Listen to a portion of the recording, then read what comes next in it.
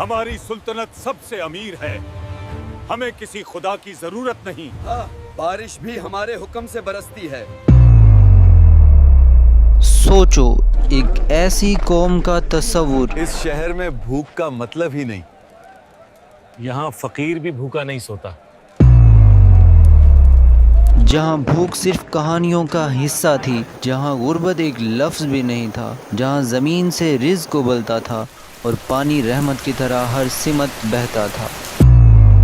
ہر طرف ہریالی، ہر طرف امن، ہر طرف سکون، اور پھر صرف ایک چھوٹی سی مخلوق اور ایک عظیم بند جس پر پوری سلطنت کا بھروسہ تھا۔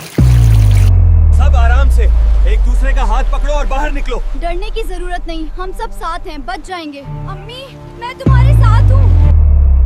اور ایک رات جب سب کچھ بدل گیا، نہ لشکر آیا، نہ آسمان سے آگ برسی، نہ زمین کانپ اٹھی، بس اللہ کا ایک فیصلہ اور تاریخ کا ایک لمحہ، اور دنیا کی سب سے محفوظ سمجھی جانے والی سلطنت خاموشی سے مٹی میں دفن ہو گئی۔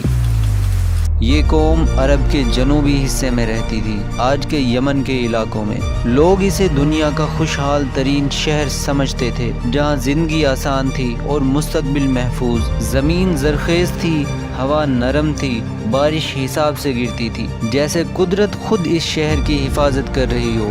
مگر اصل قوت، اصل حمایت، اصل سہارا مارب کا عظیم بند تھا۔ وہی بند جو باغوں کو زندہ رکھتا تھا، جو شہر کو سانس دیتا تھا، جو قوم کو فخر دیتا تھا۔ اس سلطنت کی پہچان تھی ایک اور چیز، رانی بلقیس، عقل مند، دور اندیش اور باحکمت حکمران۔ اس کا نام صرف یمن تک محدود نہیں تھا، اس کا ذکر دور دور تک پہنچا ہوا تھا، یہاں تک کہ بات جا پہنچی اللہ کے نبی حضرت سلیمان علیہ السلام تک۔ وہ نبی جنہیں ہوا بھی پہچانتی تھی، جنہیں پرندے سمجھتے تھے، جن کے حکم پر مخلوق جھکتی تھی۔ ان کا پیغام صرف دعوت تھا، حکمرانی نہیں، طاقت نہیں، بلکہ ہدایت۔ اور جب بلقیس نے حق کو پہچانا، تخت نہیں بچایا، اپنا دل جھکا دیا، اور اس کے ساتھ پوری قوم کا رخ بدل گیا۔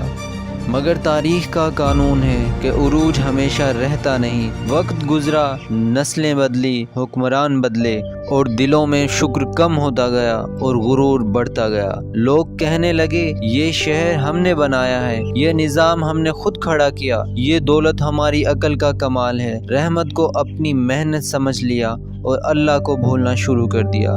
سمجھایا گیا، یاد دلایا گیا، مگر ہنس دیا گیا۔ وہ کہتے تھے، یہ بند پہاڑوں سے بھی زیادہ مضبوط ہے، کون اسے گرا سکتا ہے؟ کون ہماری سلطنت کو ہاتھ لگا سکتا ہے؟ اور پھر قدرت نے جواب دیا، نہ لشکر کے ذریعے، نہ آگ کے ذریعے، نہ زلزلوں کے ذریعے، بس ایک چھوٹی سی مخلوق اور اللہ کا ایک حکم۔ اور ایک رات شہر سو رہا تھا، خواب محفوظ مستقبل کے تھے، مگر مارب کا بند ٹوٹنے کے قریب تھا۔ ایک آواز، پھر دوسری آواز، پھر خاموشی، اور پھر تباہی۔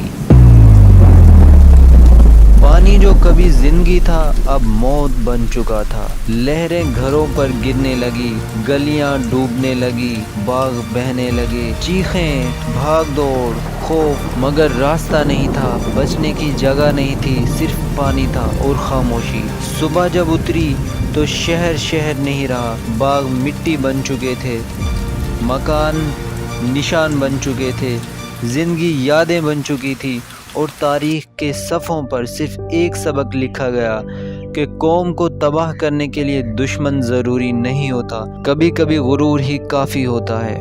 یہ کہانی صرف ایک قوم کی نہیں، یہ کہانی ہے ہر اس انسان کی جو اپنی قوت کو اپنا خدا سمجھ لیتا ہے۔ اگر اللہ چاہے تو ایک چوہا بھی سلطنت گرا سکتا ہے، تو ہم کس گنتی میں آتے ہیں؟ اگر آپ کو یہ کہانی سچ میں محسوس ہوئی تو اسے صرف سنو نہیں، سمجھو، لائک کرو، سبسکرائب کرو اور کمنٹ کرو۔ قومیں دشمن سے نہیں، غرور سے گرتی ہیں۔